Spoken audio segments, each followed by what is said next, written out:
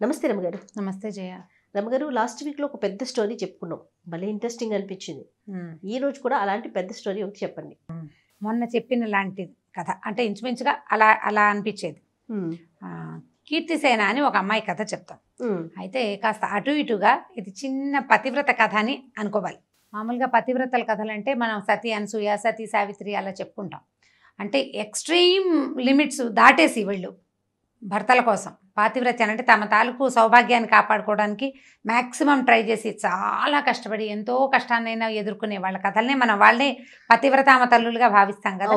ఇది మరీ పూర్తిగా పతివ్రత అంటే అంత పేద రకం ధోరణి కాదు, కానీ మామూలు అమ్మాయిలు తమ ఫ్యామిలీని నిలబెట్టుకోవడానికి చేసే ప్రయత్నాన్ని చెప్పిన కథ అనమాట.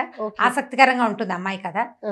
నాకు గుర్తుండి ఈ సంవత్సరం ఇంటర్మీడియట్ ఫస్ట్ ఇయర్కో సెకండ్ ఇయర్కో సాంస్క్రిట్లో ఈ లెసన్ పెట్టారు. ఇది బృహత్ కథలోని కథ, సంస్కృతంలో ఉంటుంది. సాంస్క్రిట్ తీసుకున్న వాళ్ళకి తెలుస్తుంది. పేరెంట్స్ ఎవరైనా స్టోరీ చెప్పి ఉంటే వాళ్ళకు కూడా తెలుస్తుంది. కథ ఇంట్రెస్టింగ్గా ఉంటుంది, జనరల్ పీపుల్కి తెలిసే అవకాశం లేదు. ఇది కథ అమ్మాయి పేరు ఏంటంటే కీర్తిసేన. కీర్తిసేన అనే అమ్మాయి ఒక వ్యాపారస్తుడు కూతురు. ఆయన చాలా ముద్దుగా గారాభంగా పెంచాడు. ఈ పిల్ల చాలా అందగత్తెట, చక్కగా ఉండేది. చక్కటి అమ్మాయి, మృదు స్వభావి, అంటే ఒకళ్ళు జోలికి పోయే లక్షణం లేదు ఆ అమ్మాయికి. తన పనేదో తనేదో చక్కగా బంగారు బొమ్మలాగా ఉండేది. అయితే వాళ్ళ నాన్న బాగా వెతికి ఆ పిల్లకి అనురూపమైన పెళ్లి కొడుకుని వెతికాడనమాట. అందమైన చక్కగా కాలు పొడుగున పొడుగాటి అబ్బాయి, మంచి ఆజానుబాహువు. అటు అందమైన పిల్ల పక్కన మరింత అందంగా కనపడే పెళ్లి కొడుకు కోసం బాగా ప్రయత్నం చేసి చివరికి ఒక పెళ్లి కొడుకుని సాధించారు. సాధిస్తే ఆ పిల్లవాడికి తండ్రి లేడు, వాళ్ళ అమ్మ ఉంది. ఈ అమ్మ ఏంటంటే ఈవిడ కొంచెం గయ్యాళ్ళిదని ఊళ్ళో పేరు. కానీ ఒక పిల్లాడు కదా, వాడిని ఏదో కొంచెం చదువు విద్యాబుద్ధులు చెప్పించింది. వాళ్ళకి ఏవో వ్యాపారాలు ఉన్నాయి. ఉంటే సరే బాగుంది కదా, బాధ్యతలు లేవు, ఒకడే పిల్లాడు, ఏదో కొంత ఆస్తిపాస్తి ఉందని ఆలోచించి పిల్లవాడు అందంగా ఉన్నాడు, పైపెచ్చు పిల్లని ఇష్టపడ్డాడు. ఇవన్నీ ఇప్పుడు మన అందరూ ఆడపిల్లల తండ్రులు ఆలోచించే సహజమైన విధానంలోనే ఈ కీర్తిసేన నాన్న కూడా ఆలోచించి ఆ పిల్లకి పెళ్లి చేశాడు. పెళ్లి చేస్తే భార్యాభర్త అన్యోన్యంగా చక్క చిలక గోరింకాలే బాగా ఉండేవాళ్ళు. ఈ అత్తగారికి కొంచెం లేత వయసులోనే భర్త చనిపోయాడు. ఆవిడకి కోడలు కొడుకు అన్యోన్యంగా ఉంటే ఆవిడకి ఏం పెద్ద నచ్చేది కాదు. పైగా సహజంగానే గయ్యాళి, కొంత పోట్లాట కోరు, కయ్యానికి కాలు దువ్వే రకం. చుట్టుపక్కల వాళ్ళతో అసలు స్నేహాలే లేవు ఆవిడకి. ఈ పిల్లని ఆ భర్త బయటికి వెళ్ళంగానే కోడల్ని కాల్చుకు తినేది ఆవిడ. ఏదో ఒకటి అంటాం, తిట్టడం, ఒట్టి పుణ్యానికి ఏదైనా పని నాకు చేత కాదు అనగానే నువ్వు చేసి తీరాల్సిందేనని మొండికెత్తి పని చేయించడము, ఇలా బాగా ఏడిపించుకు తినేది. ఈ అమ్మాయి పెద్దగా భర్తకి చెప్పేది కాదు. కానీ వాళ్ళ అమ్మ పాపం ఇంకెవరు లేరు అతనికి, తల్లి తప్ప, అమ్మకి అతనికి చెడగొట్టకూడదు అని బుద్ధిమంతురాలన్నమాట ఈ పిల్ల. బుద్ధిమంతుల లక్షణం ఏమిటంటే నాకు ఇబ్బంది వచ్చింది మీ అమ్మ వల్ల అని చెప్పి అమ్మకి గౌడికి పోట్లాట పెట్టకుండా ఉండటమే బుద్ధిమంతుల లక్షణం. సరే, ఆ లక్షణం ప్రకారం ఆ పిల్ల ఏం చేసింది, పోట్లాడితే పోట్లాడిందిలే. భర్త ఉన్నప్పుడు తను ఏమంటలేదు, భర్త తనతో చాలా బాగా ప్రేమగా ఉంటున్నాడు. ఇది ఆలోచించుకుని ఈ అత్తగారి దుష్కృత్యాలు ఎప్పుడు ఆ పిల్ల చెప్పల భర్తకి. కొన్నాళ్ళ తర్వాత ఏమైందంటే ఇతనికి అప్పుడు ఆ రోజుల్లో వ్యాపారాలు వేరే ఊళ్ళకి వెళ్ళి చేయటమే కదా. ఇక్కడ సరుకు అక్కడికి పట్టుకెళ్ళేవాళ్ళు, అక్కడ సరుకు ఇక్కడికి తెచ్చేవాళ్ళు. ఈ క్రమంలో ఇతనికి వాళ్ళ చుట్టాలంతా ఏదో ఒక వస్తువు బళ్ళ మీద వేసుకుని వలభి అనే ఒక నగరానికి వెళ్దామని, పక్కన ఉంది వల్లభ నగరం, వలభి అంటారు దాన్ని, అక్కడికి వెళ్దామని అన్నారు. అనేసరికల్లా ఈ వెళ్ళటము బాగా 2-3 నెలలు పట్టేస్తుంది. దూరం వెళ్ళి రావాలి కదా, 3 months 6 months కూడా పట్టేది.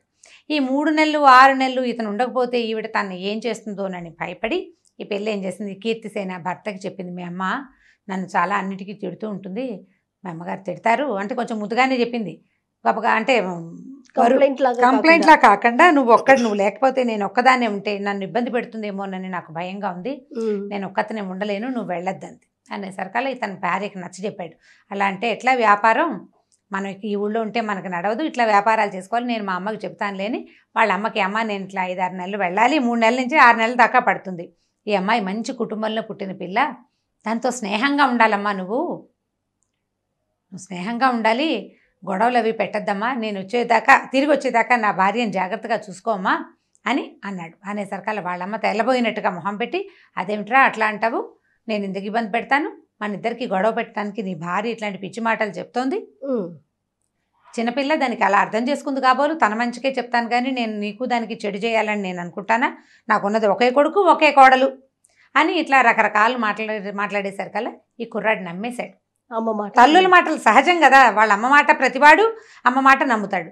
ఏమనుకున్నాడంటే భార్యే అమాయకత్వము, పైగా చిన్నప్పటి నుంచి వేరే ఊళ్ళో పెరిగింది, ఈవిడ ధోరణి ఆ పిల్లకి అర్థం కాక అపార్థం చేసుకుందని భావించి ఏం పర్వాలేదు మా అమ్మ నిన్ను బాగా చూసుకుంటుందని భార్యకి నచ్చజెప్పి వీడు కాస్త వెళ్ళిపోయాడు బిజినెస్ కోసం.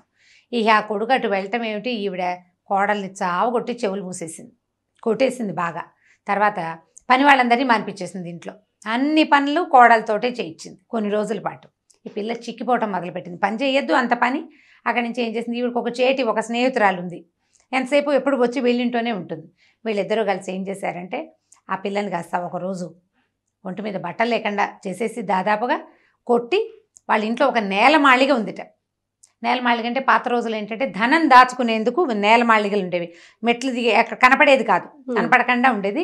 దాన్ని ఇప్పుడు మన సినిమాల్లో చూపిస్తుంటారు, అట్లాంటివి లోపలికి మనకదే మన సినిమాలో కూడా పాత సినిమాల్లో కనపడుతుంది, తలుపులాగానే ఉంటుంది, దాని లోపల ఇంకో ద్వారం ఉంటుంది అనమాట, భూమి లోపలికి ఉండేవి. ఈ మంచాల కిందకి అక్కడ పెట్టేవాళ్ళు వాటి తలుపులు, కిందకి లోపలికి వెళ్తే అక్కడ ధాన్యము బంగారం అవి దాచిపెట్టుకునేవాళ్ళు. ధాన్యాల కంటే హెచ్చుగా బంగారము, గింజలు ఏవి విత్తనాలు, తర్వాత డబ్బులు, ఖరీదైన వస్తువులు, విలువైన వస్తువులు, పాత వస్తువుల్ని వాటిని కింద దాచిపెట్టేవాళ్ళు. ఆ నేలమాళిగలో ఉన్న డబ్బులన్నీ బయటికి తెచ్చేసి ఈ అమ్మాయిని ఆ నేలమాళిగలో పడేశారు. అయ్యో. రోజు ఏం చేసేవాళ్ళు, తలుపు తీసి ఒక చిన్న అంత మూకుడుతోటి, మట్టి మూకుడుతోటి దాంట్లో అంత అన్నం పెట్టి కిందకి వదిలిపెట్టేవాళ్ళు. చంపేయలేదు, చచ్చిపోయేలాగా చేశారు. అంతే అన్నం తిని గాలి వెలుతురు రాని చోట ఉంటే మనుషులు ఏం బతుకుతారు? కొద్ది 2-3-4 రోజులు గడిచేసరికి 2-3 రోజులకి ఆ పిల్ల ఏడ్చి మొత్తుకుంది, కానీ ఏమీ వినపడదు బయటికి. సరే ఏం చేసింది, ఆ చేతులు చీకటి అటు ఇటు చేతులు ఆడిస్తూ వెతుకుంటూ చచ్చిపోతానో ఏమిటో ఇక్కడ ఏమున్నాయో అని చేతులు ఆడిస్తుంటే అమ్మాయికి ఒక ఇంత ఇనుప వస్తువు కడ్డీ లాంటిది దొరికింది. గుణపం అన్నమాట, చిన్నది, మనం మొక్కలు తవ్వడానికి వాడుకుంటాం చూడు. ఒకవైపు తలవైపు పెద్ద లావుగా ఉంది, కొస కొంచెం పలచగా ఉండి పదునుగా ఉన్నట్టు తెలిసింది. మనం ముట్టుకుంటే మనకు కొన్ని వస్తువులు టోపోగ్రఫీ అర్థమవుతుంది కదా అది ఎలా ఉందో. ఆ అమ్మాయికి ఇదేదో తవ్వే సాధనం అని తెలిసింది. తను కూర్చున్న చోటే తవ్వడానికి అట్లా అట్లా అట్లా అట్లా తవ్వటం మొదలుపెట్టింది. తవ్వుతూ ఉంటే అంటే గోడని ఓ పక్కన కిందకి పడేశారు కదా, ఓ పక్క గోడని తవ్వుతుంటే ఆ మెల్లిగా ఆ ప్రాంతం అది ఎట్లా అయిందంటే ఆ అమ్మాయి తాలూకు పడక గదిలో ఒక మూలకి చేరింది. ఓహో. అటు నుంచి కొద్దిగా వెలుగు కనపడుతోంది అనమాట. మట్టి గోడలు కదా, పాతకాలంలో సిమెంటు ఇటుకలు లేవుగా, మట్టి గోడలు ఉండేవి. ఈ అమ్మాయి ఏం చేసింది, తవ్వి శబ్దం వస్తున్నట్టు తెలియకుండా మెల్లిగా తవ్వి 2-3 రోజులకి మొత్తానికి తన బెడ్రూమ్లోకి చేరింది. ఓహో. చేరేసరికల్లా ఏమనుకుంది, కొద్దిపాటి వెలుగులో రాత్రిపూట చేరిపోయింది లోపలికి. నిదానంగా ఏం చేసింది, తనకు కొన్ని బట్టలు కొంత బంగారము తీసుకుంది. బోల్డ్ అంత ఆస్తి ఇచ్చేట వాళ్ళ నాన్న పిల్లకి, ఎంత బంగారమో, ఎన్ని వస్తువులు, ఒకతే పిల్ల చాలా ఇచ్చాడు. సరే కొంత బంగారం కొన్ని బట్టలు తీసుకుని బయటకు వచ్చింది. బయటకు వచ్చాక ఏమనిపించిందంటే, నేను రోడ్డు మీద ఈ రకంగా తిరిగాను అనుకో, నేను స్త్రీని, నన్ను కనిపెట్టేస్తారు, ఫలానా వాళ్ళ కోడలు నన్ను తెలిసిపోతుందని ఏం చేసింది, తన బట్టలు వదిలిపెట్టేసి భర్త బట్టలు తీసుకుని బంగారం తీసుకుని ఆ బట్టలు వేసుకుని మగవాడి వేషధారణతో, అప్పుడు మగవాళ్ళకి ఆడవాళ్ళకి చిన్న చిన్న తేడాలు ఉండేవి. స్త్రీలు వేసేది, మగవాళ్ళు అయితే చొక్కాలు లాంటి షరాయి లాంటివి వేసుకుంటారు కదా, ఓ పంచ కట్టుకుని నడువుకి పైన ఒక చొక్కా లాంటిది, నెత్తికో తలపాగా పెట్టుకుని బంగారం పట్టుకుని వెళ్ళిపోయింది బయటికి. వెళ్ళిపోయి ఏం చేసింది, బాగా కొంత దూరం నడిచాక ఏమనిపించింది, ఎక్కడో చోట ఉండాలి, భర్త వచ్చేదాకా ఉండాలి. తండ్రి దగ్గరికి వెళ్ళటానికి ఆ అమ్మాయికి మనసొప్పల. అంటే ఇప్పుడు పుట్టిళ్ళకి చేరకూడదని పాత కాలపు వాళ్ళ ఉద్దేశం అనమాట. ఏదైనా ప్రాబ్లం రాగానే అమ్మా నాన్న వైపు చూసి పరిగెత్తేస్తాం మనం. ఇప్పుడు మన పరిస్థితులు అవి. అవును. ఈ పాత రోజుల్లో ఈ చెడి పుట్టిళ్ళు చేరకూడదు అనేది ఒక సూత్రం. కష్టాల్లో ఉన్నప్పుడు అస్సలు వెళ్ళకూడదు, పరువు ఉండదని. మనం ఇలాంటి పాత సినిమాల డైలాగుల్లో మనకు వినపడతాయి.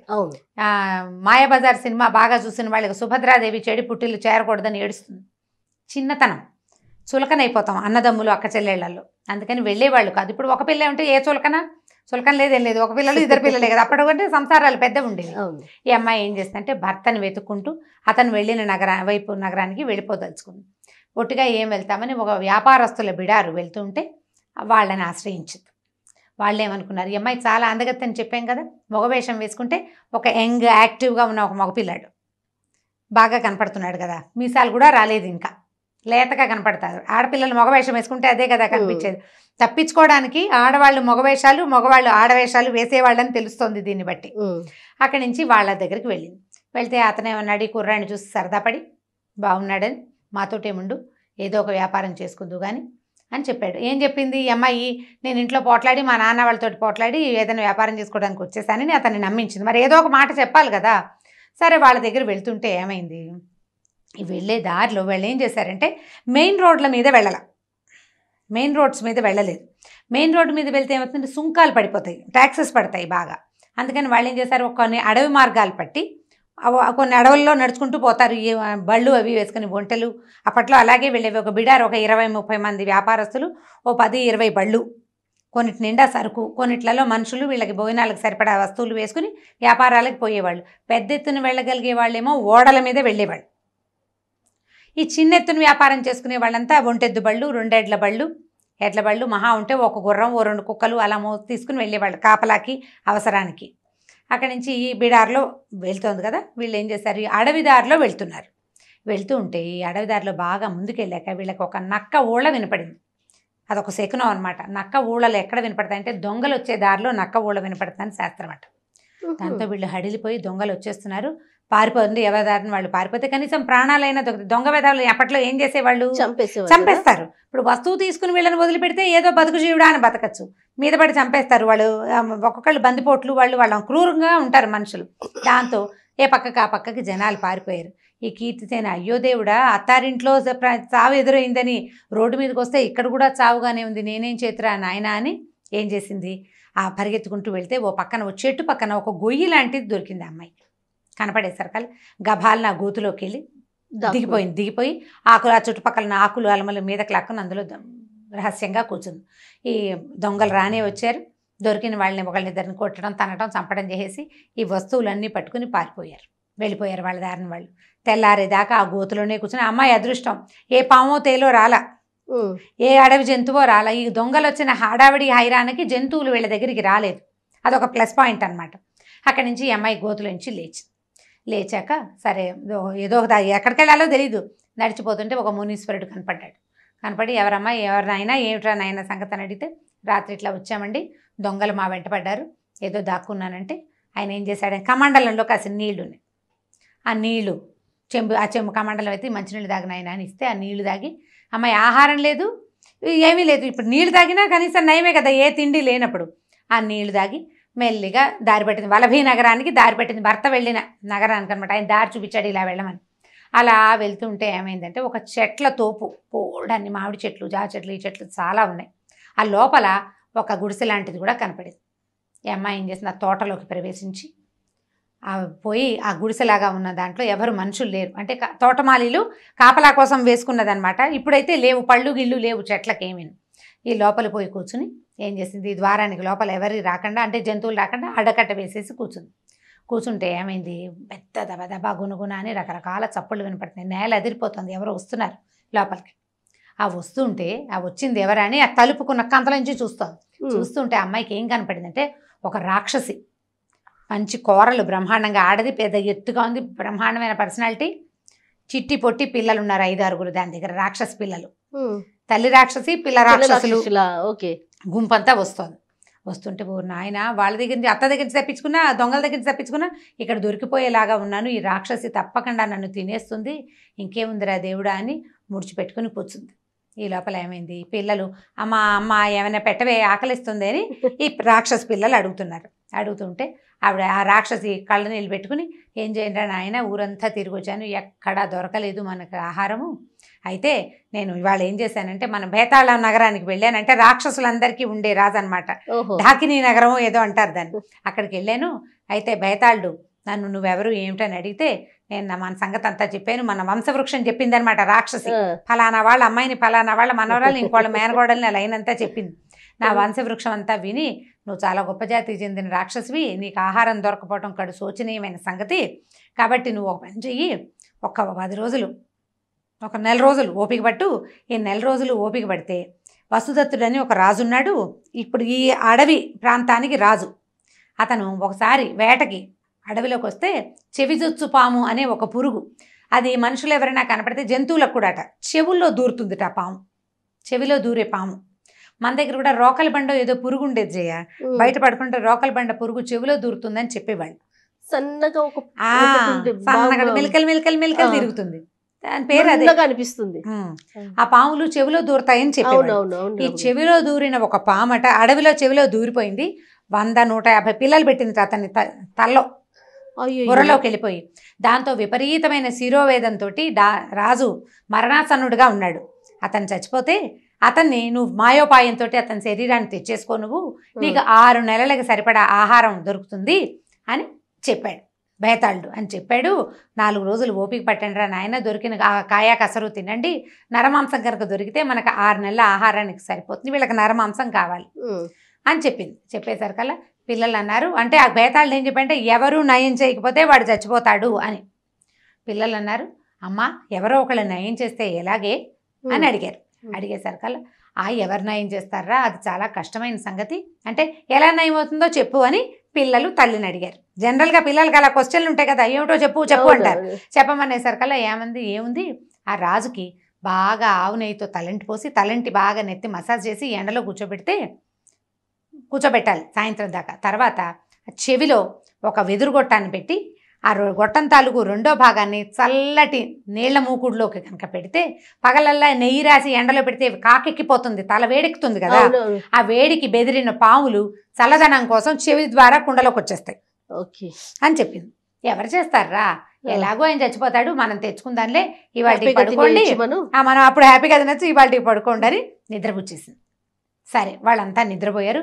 కీర్తిసేన అనుకుంది తెల్లారేదాకా ఇక్కడ కూర్చుంటే తెల్లారినాక చీకటి పడేసరికి రాక్షసులు చేరతారు, తెల్లవారేసరికి వెళ్ళిపోతారు వాళ్ళు, ఎవరికి కనపడకుండా. అంటే ఇలా మనుషులు తిరిగే ప్లేసుల్లో ఉండరనమాట. అందుకని రాత్రిళ్ళు నిశాచరుల కాలం ఉంటారు. మనం రాత్రిపూట తిరుగుతుంటే ఊళ్ళలో అలా నిశాచరులాగా ఎన్నిట్లా తిరుగుతున్నారని.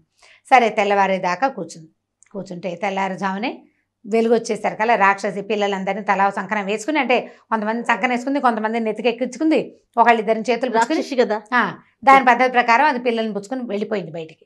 వెళ్ళంగానే కీర్తిసేన ఏమనుకుందంటే ఈ వసుప్రదుడు అనే రాజు, ఆ అరణ్యం కూడా అతనిదే, ఆ మొత్తం ఆ ప్రాంతం అంతా అతను చాలా మంచివాడు పాపం, ఉత్తముడు. ఇక్కడికి వచ్చిన వాళ్ళ దగ్గర తక్కువ సుంకాలు తీసుకునే మంచి రాజు అనమాట అతను. సరే ఆ రాజుని సేవ్ చేద్దాం, మనకు తెలిసింది కదా అనుకుంది. అక్కడి నుంచి అడవుల నుంచి నడుచుకుంటూ పోయింది. నడుచుకుంటుంటే ఆమెకు ఒక పల్లెవాడు కనపడ్డాడు. పల్లెవాడు కనపడితే ఎవరినైనా ఇక్కడి నుంచి వస్తున్నావు, ఏ పక్క నుంచి వస్తున్నావు, రాత్రిళ్ళు ఒక రాక్షసి తిరుగుతుంది ఇక్కడ, మేము ఎవరం రాత్రిళ్ళు ఇక్కడ ఉండము, ఈ పొలం మాదే కానీ, అంటే ఆ ఇల్లు ఎందుకులే, వీళ్ళ ఇంట్లో మనుషులు ఎందుకు లేరంటే ఈ రాక్షసి పిల్లలు ఉంటారు కాబట్టి. చెప్పేసరికల్లా ఇతని అమ్మాయి ఏమంది, నేను వేరే ఊరు నుంచి వస్తున్నాను, చెట్టెక్కి పడుకున్నాను, సరే తెల్లారేక దిగి వస్తున్నాను, ఇదేం ఊరు అని అడిగితే ఇది వసుప్రదుడు అనే రాజుగారి పాలనలో ఉన్న అరణ్యం అని చెప్పాడు. చెప్పేసరికల్లా రాజు కూడా పాపం ఒంట్లో బాగుండలేదు, ఆయన మరణాసన్నుడుగా ఉన్నాడు, చాలా తీవ్రమైన అనారోగ్యంతో మా రాజు చాలా బాధపడుతున్నాం, మేము చాలా గొప్పవాడు అతను అని చెప్పేసరికల్లా ఆ నొప్పికి వైద్యం నా దగ్గర ఉంది, నేను ఆ వైద్యం చేయగలను, నన్ను అక్కడికి ప్రవేశపెట్టమని ఈ కీర్తిసేన ఆ పల్లెవాడిని అడిగింది. పల్లెవాడు అన్నాడు, నేను కూడా రాజును చూడబోతున్నానమ్మా, నాయన నువ్వు నాతో పాటు రా, కుర్రాడు కదా అబ్బాయి వేషంలో ఉన్నాడుగా. సరే ఈ కుర్రాడిని వెంబడి పెట్టుకుని ఆ పల్లెవాడు రాజుగారి బిడాలం వైపు ఎక్కడో వేసుకున్నారు, ఒక టెంట్ లాంటిది ఉంది, ఆయన కొంచెం చల్లగా ఉంటుందని కాస్త అడవి వైపుకి తీసుకొచ్చారన్నమాట. తల పగిలిపోతుంది వేడికి, లోపల ఏదో హీటు, అదేమిటో ఆయనకి తెలీదు, నొప్పి. సరే చాలా తీవ్రమైన బాధలో ఉన్నాడు, జ్వరం కూడా ఉంటుంది ఆయనకి. సరే ఈ కుర్రాడిని తీసుకెళ్ళేసరికి అలా పల్లెవాడు ఏం చేశాడు, సైన్యాధ్యక్షుడి దగ్గరికి వెళ్ళి ఈ కుర్రాడికి వైద్యం తెలుసుట, వాళ్ళ తాత ముత్తాత వైద్యులట, రాజుగారి తలనొప్పికి వైద్యం చేయగలనంటున్నాడు, ఏదో ఒక ప్రయత్నం చేస్తాం, మామూలుగా నమ్మకూడదు, లెక్క ప్రకారం అయితే నమ్మరు. ఇప్పుడున్న పరిస్థితి ఏంటి, ఏ గచ్చాకు పుచ్చాకు వైద్యమైనా సరే చెప్పలేం కదా, ఏదైనా జరగచ్చు, ఏ పుట్టలో ఏ పాముందో ఏదో ఒకటి తగ్గాలి మనకి. మనం కూడా చూడండి అనారోగ్యాలు వస్తే అన్ని ట్రయల్స్ వేసేస్తాం. ఆ అన్ని ట్రయల్స్లో భాగంగా ఈ కీర్తిసేన మగవేషంలో ఉన్నదాన్ని రాజుగారి దగ్గరికి ప్రవేశపెట్టారు. ఇది చక్కగా అందంగా కనపడిన కుర్రాన్ని చూసేసరికల్లా ఆయనకి నచ్చాడు, చాలా బాగా నచ్చి, నాయన నువ్వేం చేయగలవంటే, చీకటి పడిపోయిందండి, ఇప్పుడు ఈ పగలల్లా నడిచి కదా అక్కడికి చేరింది అమ్మాయి, చీకటి పడిపోయింది, ఇవాళ కాదు వైద్యం రేపు చేస్తాను, నెయ్యి తెప్పించండి అని చెప్పి నెయ్యితోటి చక్కగా ఆయన నెత్తికి నూనె రాసి బాగా మసాజ్ చేసి, ఆ నెయ్యి తగిలేసరికి వేడి కొంచెం తగ్గుతుంది.